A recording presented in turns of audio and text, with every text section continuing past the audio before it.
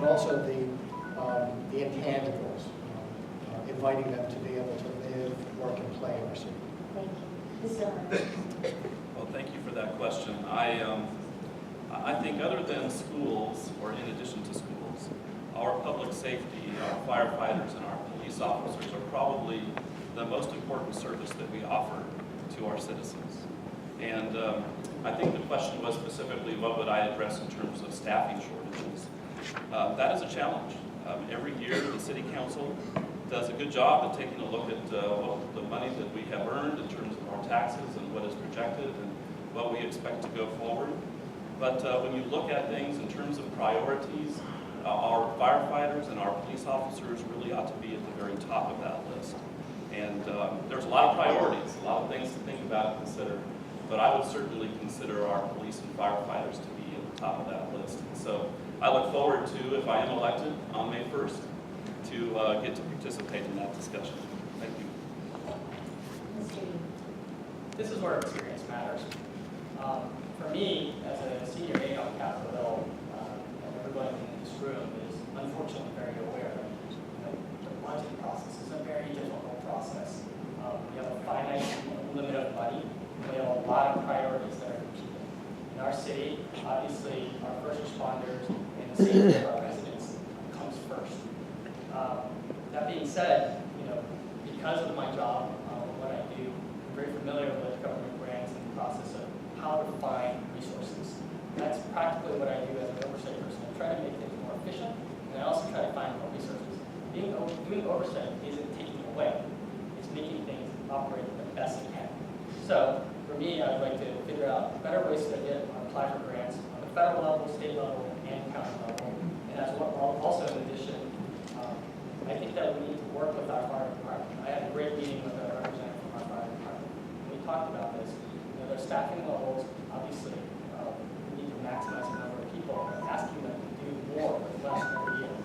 And if we really want to support them, words are cheap. You have to take the action to do so. Thank you. Our next question is for Mr. Ross, Ms. Lynn, Ms. Miller, and Mr. Stewart. What are the ways the city is engaging with George Mason University, and what can be done to better integrate the city into the student body? Mr. Ross. Thank you.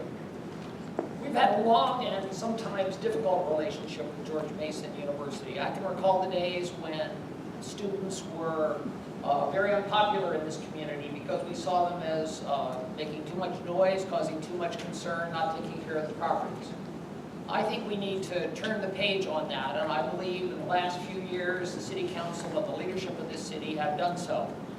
We've had some exciting events and opportunities to look at the opportunity for an improved relationship with George Mason. A number of years ago, we had a major event in the downtown area which brought together George Mason and the city of Fairfax and residents to talk about how we can strengthen that relationship.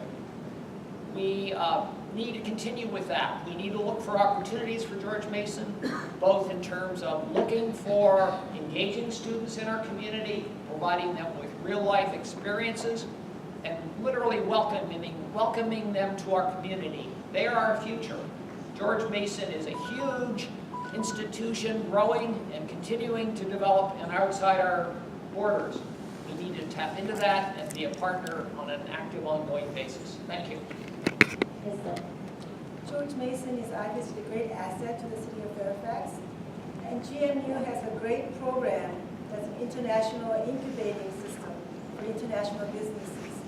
I would initiate, in fact, I've already reached out to possibly forming a sister city, and as well as bringing in small to medium-sized technology companies to come and take advantage of the GMU program for the international business incubating system to possibly bring in the international business to the city of Fairfax, and which is possible, and as well as forming a sister city with countries abroad that can bring in international business. We're becoming a global world, we're becoming an internet world. We definitely need to address those issues and making our city of Fairfax internationally known.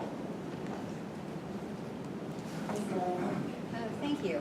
I appreciate the question. There are a number of ways that Fairfax City has been partnering with George Mason University person for years. Some of those involve planning, such as the charrette that was held in November of 2015. We regularly hold events with students at George Mason University, both on campus and here in the city. There are internship opportunities for students. We partner with George Mason University at the MEC, which is the Mason Enterprise System for new and emerging businesses. We also partner for transportation with our Q-Bus system, which actually has been a very successful system for a number of years. That doesn't mean that we need to rest on our laurels. One-on-one contact with both leadership at the university and with students will continue to be a hallmark of city council members and of our relationship with the university. Thank you. Mr. Staley. Well, Ms. Miller said last time, 99% of it is showing up, and that's what it's all about. I'm excited that we have a George Mason Student Senate leader in the room right now. Davide, thank you for being here. It is about connecting. It's about walking there. Ms. Passy and I had the opportunity to speak at the first event they've had, in our recollection, where George Mason convened leaders of student governments from American, GW, NOVA together, and we showed up and talked together. It was one of those moments where you're sitting around a table talking with the future leaders about what it's like to be on the dais, and you're gaining the interaction together. Changing and having those plans that we've talked about all along, those guiding principles of charrettes are incredibly important, but it is about that personalized contact. You can look. I've been at Witch Watch. We'll be there again. I hope not to be in a Pokemon suit this time, but we'll find a way to what the next one looks like. It is about creating those connectivity, and I would be remiss in saying it's also about the next council winning back the Mason Challenge Cup. Thank you. Thank you. Our next question is addressed to Mr. DeMarco, Mr. Harmon, Mr. Yee, and Mr. Ross. Do you think that affordable housing is needed in the city? If so, what will you do to encourage that it is built? Mr. Ross. You know, affordable housing has a bad connotation. By definition, it is 60% of average median income, which in our region is over $60,000 a year. And it is related to an earlier question that I answered.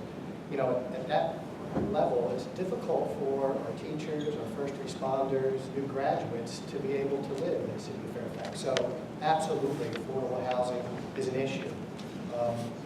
I've been pleased to be able to serve on the mayor's committee on affordable housing, and there are several things we're working on. One, we need to codify affordable housing in our zoning ordinance. We need to think about public-private partnerships, being able to work with businesses and other public partners on building affordable housing.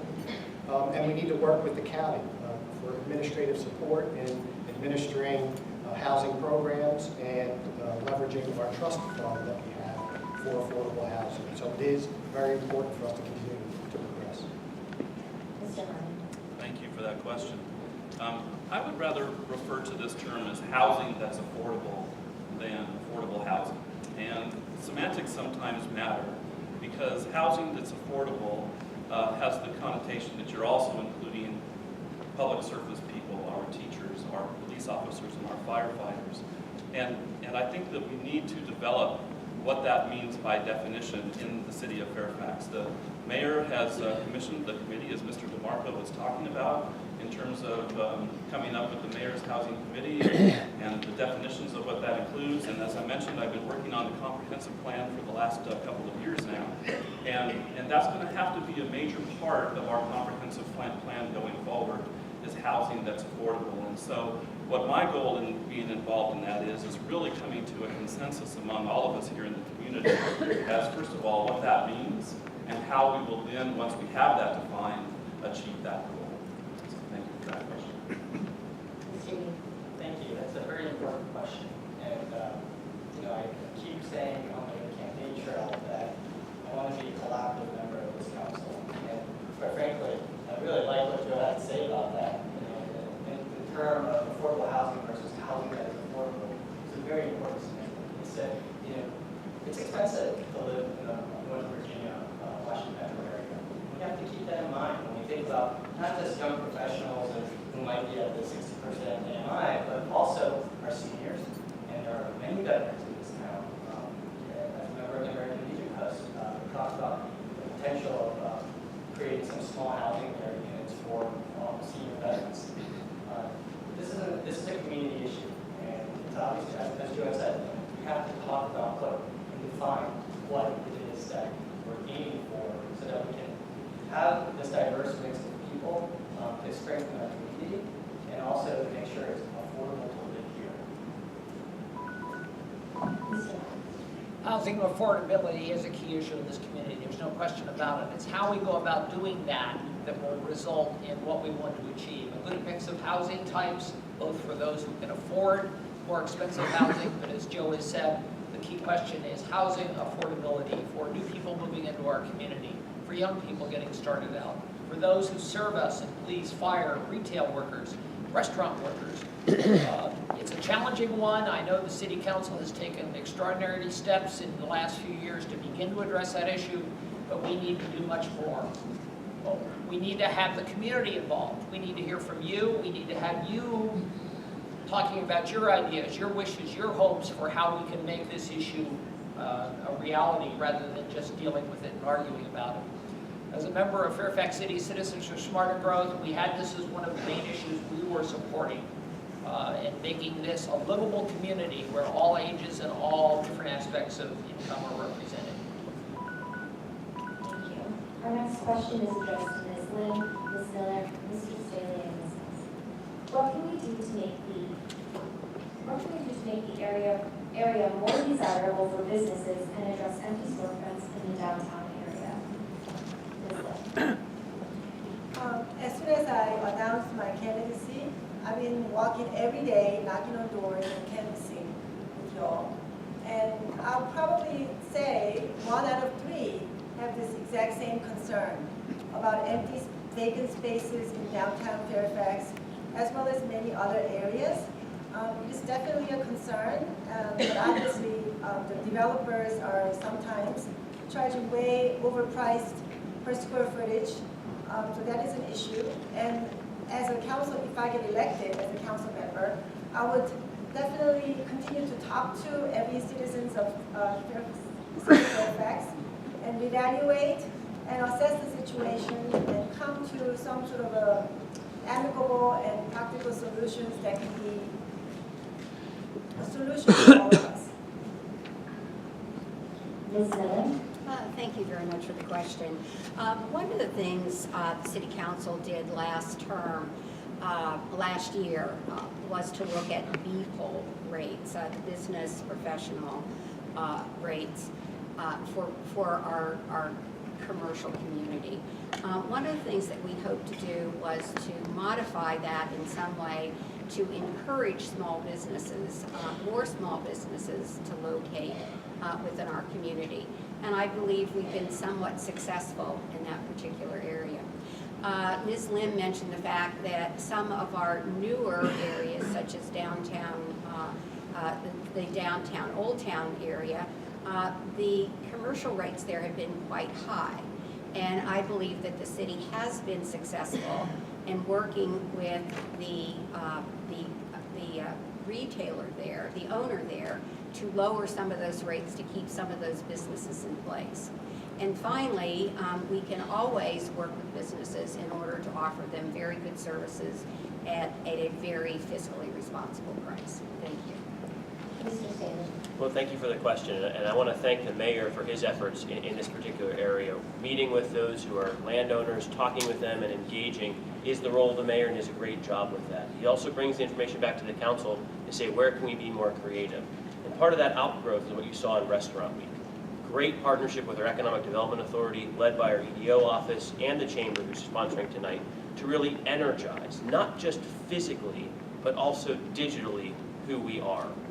The amount of press we got on that week, the effort we put in, really made it a destination, which is the key. Not just a place to go one time, but a place to sit, park, and walk around. In addition, the Rock the Block effort that we have is a draw there. When you talk to businesses like DeClue and you ask them, do you see an uptick in business that night? They say no, but people say they're going to come back, and they do. It's finding that right balance as a governing body with the private sector and continuing to move that forward. So great work by the EDA on Restaurant Week. I look forward to more of those if we're reelected for next term. Thank you. Ms. Hass. Great, thank you. So as a marketing professional, I look and people are looking for vibrancy. We need a little bit more vibrancy in retaining our businesses. We also, how are we marketing our city to potential businesses? How are we retaining and advertising as a city the current businesses that are here? We are competing with some very tough competitors around us, and we need to acknowledge it. We need to step up our game. And one of the things I really want us to see us do is fund our economic development office. We have a great economic development office, our director, and he needs a little bit more resources. And so I would like to see him have the resources he needs to really get out there. And also as a city, engaging with our stakeholders. We have a chamber, a central chamber, that's really willing to work with us. Let's get creative, let's get innovative on what we do and how we incentivize people to stay and to come into our city. Thank you. Thank you. Our next question is addressed to Mr. Harmon, Mr. Yee, Mr. Ross, and Ms. Miller. What steps are being taken to deal with the traffic and congestion, and what else should be done? Mr. Harmon. Oh, that's always a tough question, isn't it? Traffic. If I can, I will address that, but I wanted to hop on what the last question was, and that was in terms of how would we help our business community. I mentioned early on that one of the things that I'm key about in terms of fixing our biggest problem there is destinations, and I wanted to clarify what I meant by a destination. And this is a matter of vision, not a matter of policy. But if you can imagine the historic downtown area in Charlottesville where they have the pedestrian mall, or if you can imagine the pedestrian mall there in Old Town Winchester, that to me is a sense of destination. It doesn't have to mean the Mosaic or Fairfax Corner, so I just wanted to paint that picture for you. As far as traffic goes, honestly, the issue with traffic is the best we can do is manage it.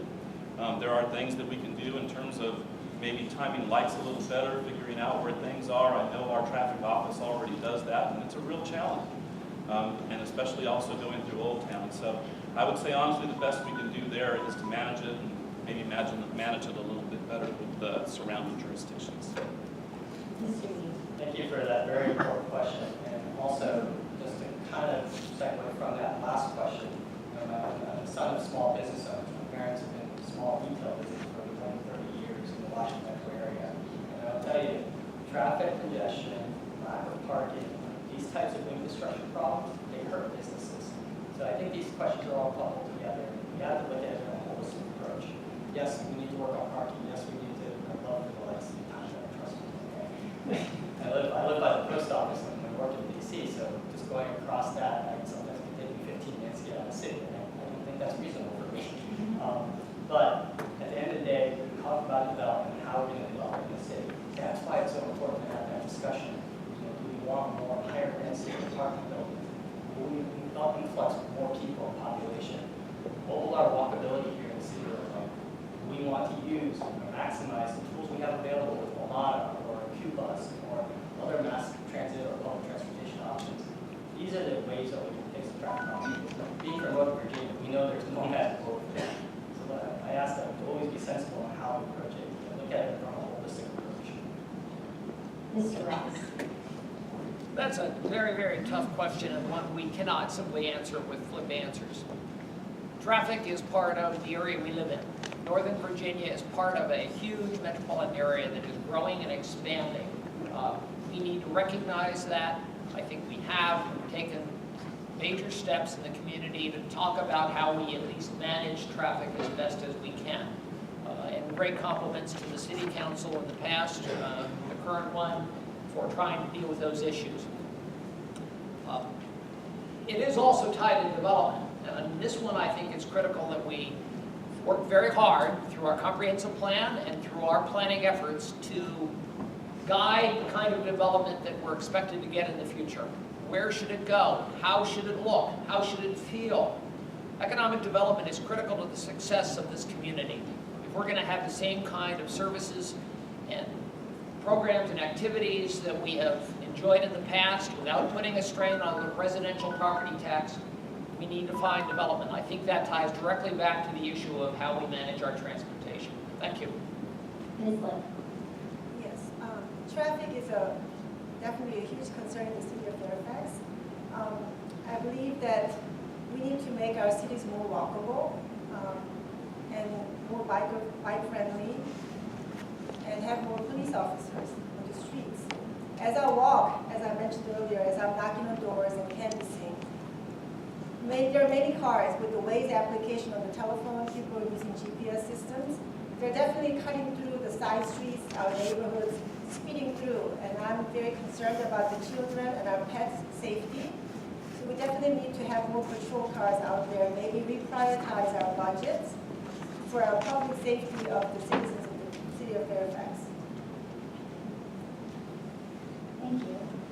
Our next question is for Ms. Miller, Mr. Staley, Ms. Cassidy, and Mr. Torrico. What is your position on the proposed capstone student housing project?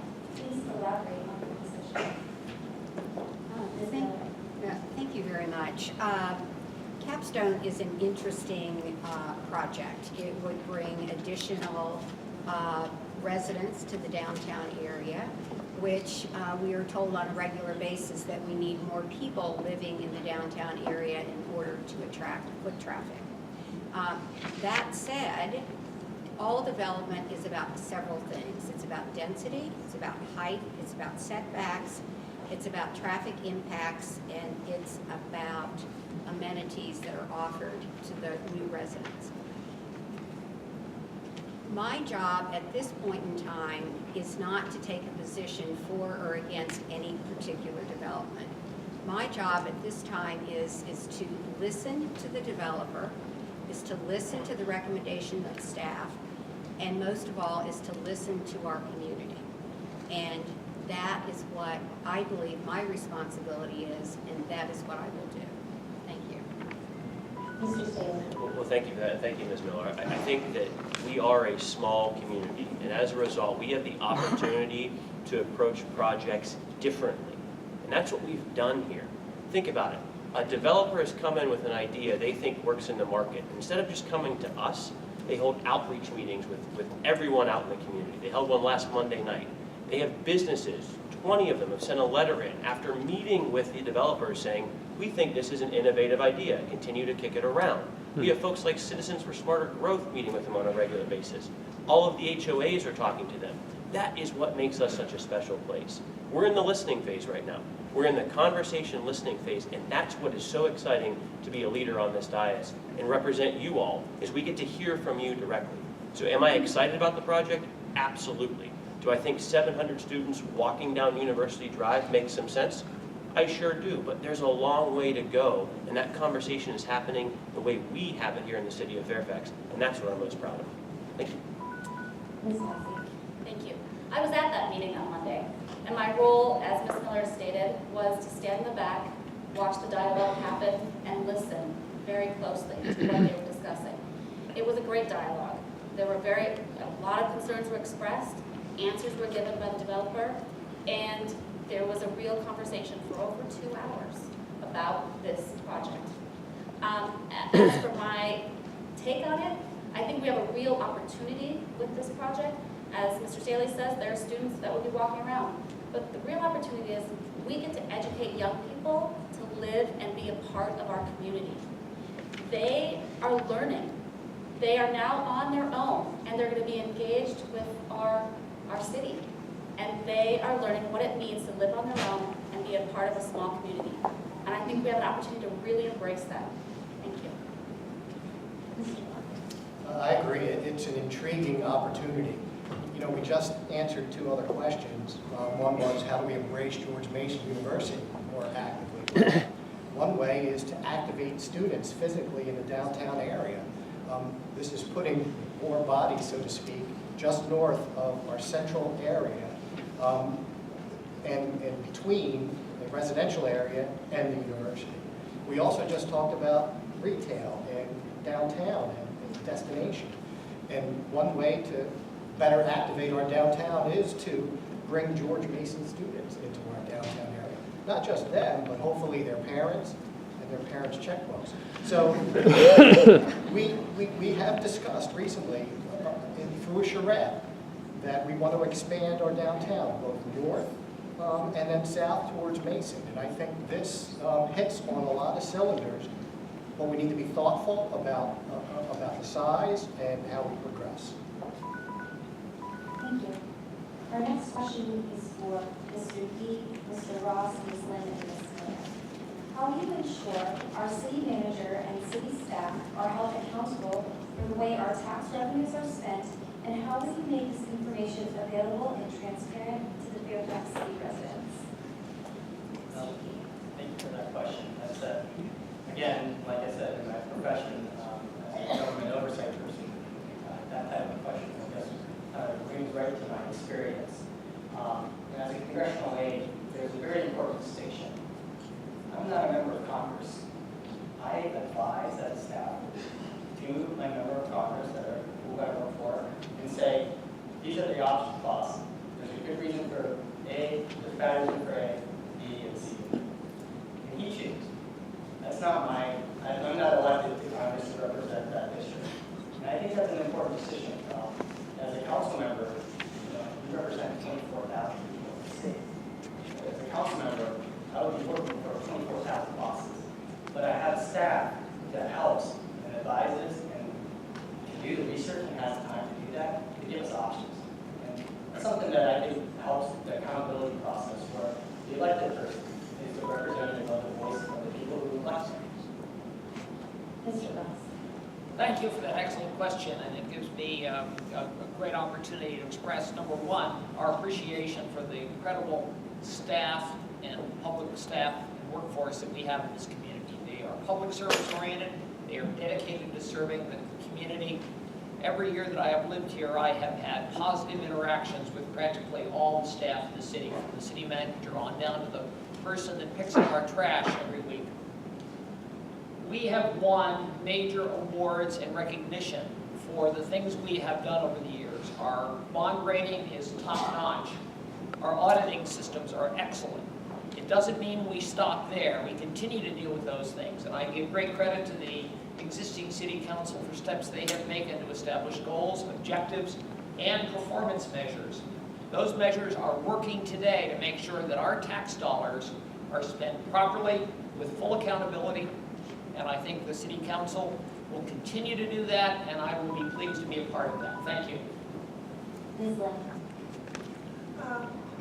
I have to give my big kudos to mayor and the city council members, as well as the city of Fairfax employees and the city workers. They do a great job, offer great services. Many of us love the trash pickup service and the snow removal, and we feel we live in a great city with great offers to take advantage of. And I believe currently, as I attended the budget meetings, as well as checking on the website, budget process as well as the transparency is done a very good job. So in the future, of course, as a city council member, when we're reevaluating the future budgets, we'll make sure to evaluate and sit with the right people to make the right decisions. Ms. Miller. Thank you. I appreciate the question, especially given the fact that we are right now in the middle of budget discussions and budget deliberations. The city manager presents his budget each year at the end of February, and it's a large document. It includes not only operational budget, but it includes some enterprise funds, as well as a capital improvements program. The city council spends a great deal of time reviewing that budget, and through that process, we do hold the staff accountable, starting with the city manager and going down to the various department heads. The part that actually is missing is that we've held 2 or 3 public hearings now, and we have yet to hear from any of you. So if people have comments or questions or ideas on how we can modify or improve the process, I believe everyone who's currently elected would love to hear from you. Thank you. Thank Thank you. Our next question is for Mr. Staley, Ms. Passy, Mr. DeMarco, and Mr. Harmon. Please explain your position on density and open space in our city. Mr. Staley. Well, thank you for the question. And I mentioned earlier the comprehensive plan. That is our opportunity as a community to continue to talk about what it's going to look like. I think that there is an important goal we have as council, and that's protecting our neighborhoods. That is absolutely critical. But at the same time, it's about growing so that commercial sector is 55% or better of every tax dollar we bring in. To do that, we have great projects like Scout on the Circle. It has finally broken ground. It really did. It really did. We saw it. We see it out there. And that is the right space for us to be a little denser. Walking distance to Metro. We've thought through that. That's the area for where it should be. Finding those right opportunities to be a little denser, to create that walkable neighborhood in the area is really critical for how we move forward. Open space is critically important. I had the privilege of chairing the Parks and Rec Advisory Board. Van Dyke Park, right behind us, is our crown jewel. I look forward to adopting the plan for what it should be in the future and the great community input on that. So it is a balancing act between the two, finding the right spaces to be denser and maintaining our open space. Thank you. Ms. Passy. Thank you. There's a phrase that's used very often here, size and scale. And so you hear it very often with projects that come forward. For me, I look at, we have key nodes in our city. So we have the Camp Washington area, we have the Fairfax Circle, we have Northfax, and we have our downtown, and we also have the area where there's Pickett and Main Street coming together. Those are areas where I see our higher density. That's where we have our commercials, hubs, and now we're adding some of the residential component to that. Focusing on those areas is how I see us going forward in the near future. Thank you. Mr. DeMarco. Like affordable housing, density has a bad connotation. We don't want to be Boston or Clarendon, but we do want a certain level of density in the city of Fairfax. We're talking 4 or 5 stories. I think it's important for us to be able to grow the economic base that way. And we just talked a little bit about traffic. If we create these activity centers, like Ms. Passy mentioned, the intent is to help reduce traffic, right?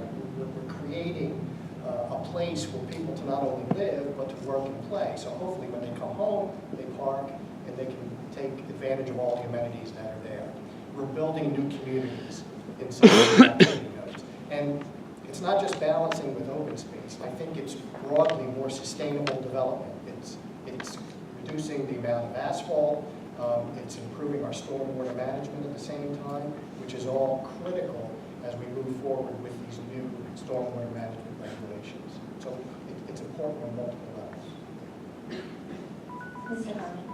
Thank you for that question. I really love that question. That gives me an opportunity to talk about when I knocked on one gentleman's door and asked him the question, well, what would you like to see done in the city of Fairfax?